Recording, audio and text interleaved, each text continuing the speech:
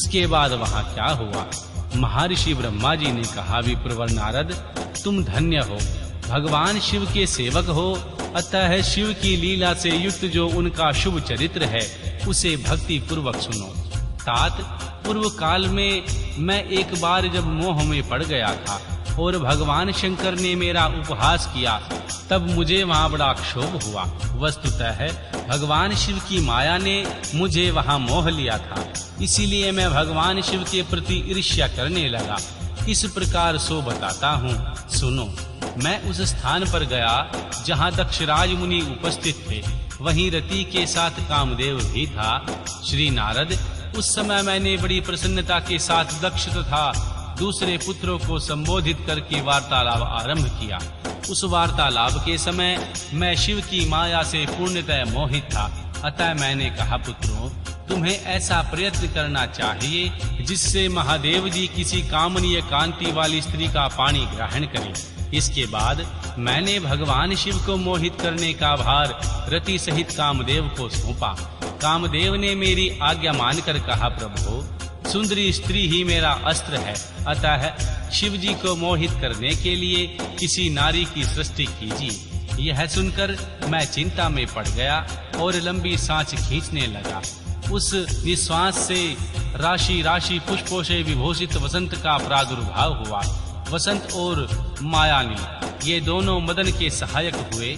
इसके साथ कामदेव ने वामदेव को मोहने की बारंबार चेष्टा की, परंतु उसमें सफलता नहीं मिली। वह जब निराश होकर लौट आया, तब उसकी बात सुनकर मुझे बड़ा दुख हुआ। उस समय मेरे मुख से निश्वास वायु चली और मारगणों की उत्पत्ति हुई।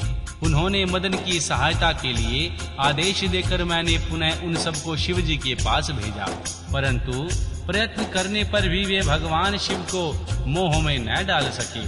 काम सपरिवार लौट आया और मुझे प्रणाम करके अपने स्थान को चला गया। उनके चले जाने पर मैं मन ही मन सोचने लगा कि निर्विकार तथा मन को वश में रखने वाले योग पारायण भगवान शंकर किसी स्त्री को अपनी सहधर्मिणी बनाना स्वीकार कैसे करेंगे। यही सोचते सोचते मैंने भक्ति भाव से उन भगवान श्री हरि का स्मरण किया, जो साक्षात शिव स्वरूप हैं तथा मेरे शरीर के जन्मदाता हैं। मैंने दीन वचनों से युक्त शुभ स्तोत्रों द्वारा उनकी स्तुति की। उस स्तुति को सुनकर भगवान शीघ्र स्वयं ही मेरे सामने प्रकट हो गई। उनके चार भुजाएं शोभा पाती थी, नेत्र प्रफुल्ल कमल के समान सुंदर थे। उन्होंने अपने हाथ में शंख चक्र गदा और पन्ना ले रखे थे। उनके श्याम शरीर पर पीतांबर की बड़ी शोभा हो रही थी।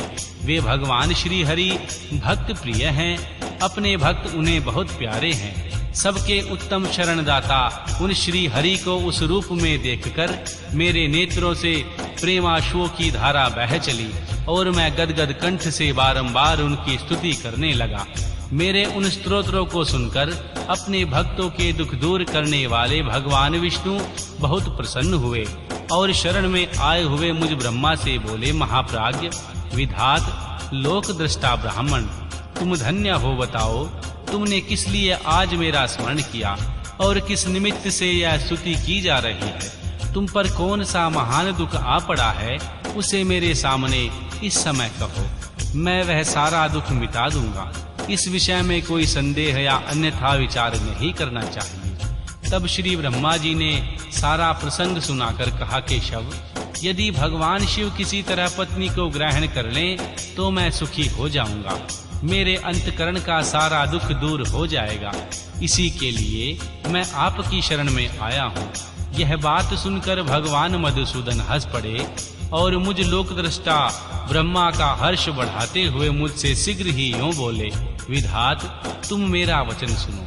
यह तुम्हारे भ्रम का निवारण करने वाला मेरा वचन ही वेद शास्त्र आदि का वास्तविक सिद्धांत है।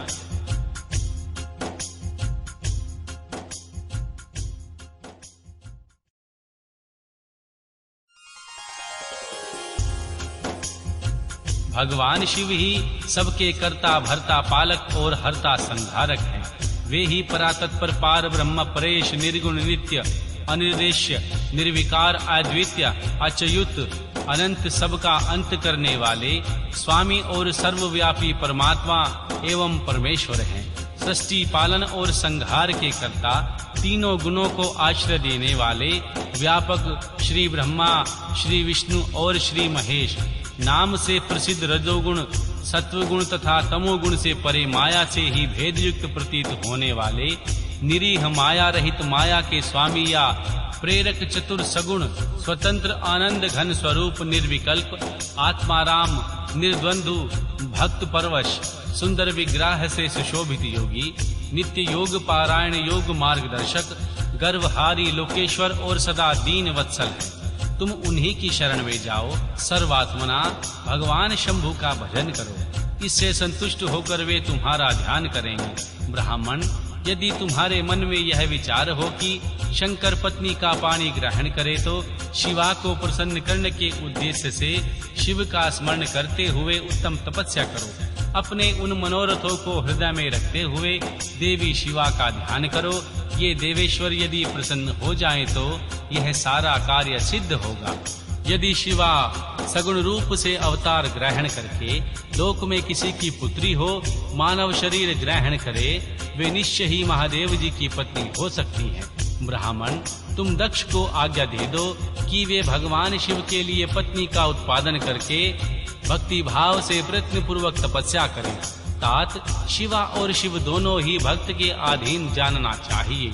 वे निर्गुण पार ब्रह्म स्वरूप होते हुए भी स्वेच्छा से सगुण हो जाते हैं। विधे, भगवान शिव की इच्छा से प्रकट हुए हम दोनों ने जब उनसे प्रार्थना की, तब पूर्व काल में भगवान शंकर ने जो बात कही थी उसे याद करो। ब्राह्मण, अपनी शक्ति से सुंदर लीला विहार करने वाले निर्गुण शिव ने स्वेच्छा से सगुण होकर मुझको और तुमको प्रकट करने के पश्चात तुम्हें जो सृष्टि कार्य का आदेश दिया था, उमा सहित उन अविनाशी सृष्टिकर्ता प्रभु ने मुझे उन सृष्टि के पालन का कार्य सौंप दिया था।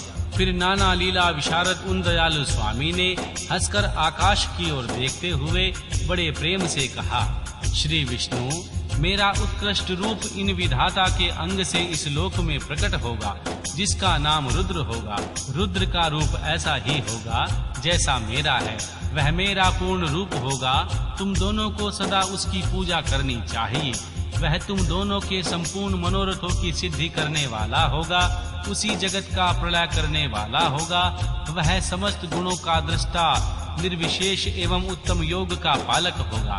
यद्यपि तीनों देवता मेरे ही रूप हैं, तथापि विशेषतः रुद्र मेरा ही पूर्ण रूप होगा। पुत्रो, देवी उमा के भी 3 रूप होंगे। एक रूप का नाम लक्ष्मी होगा, जो इन श्री हरि की पत्नी होगी। दूसरा ब्रह्म पत्नी सरस्वती, तीसरा रूप सती के नाम से प्रसिद्ध होगा। सती उमा का पूर्ण रूप होगी, वे ही भावी रुद्र की पत्नी होंगी। ऐसा कहकर भगवान महेश्वर हम पर कृपा करने के पश्चात वहां से अंतर ध्यान हो गए और हम दोनों सुखपूर्वक अपने अपने कार्य में लग गए। ब्राह्मण, समय पाकर मैं और तुम दोनों सपत्नीक हो गए और साक्षात भगवान शंकर रुद्र नाम से अवतीर्ण हुए।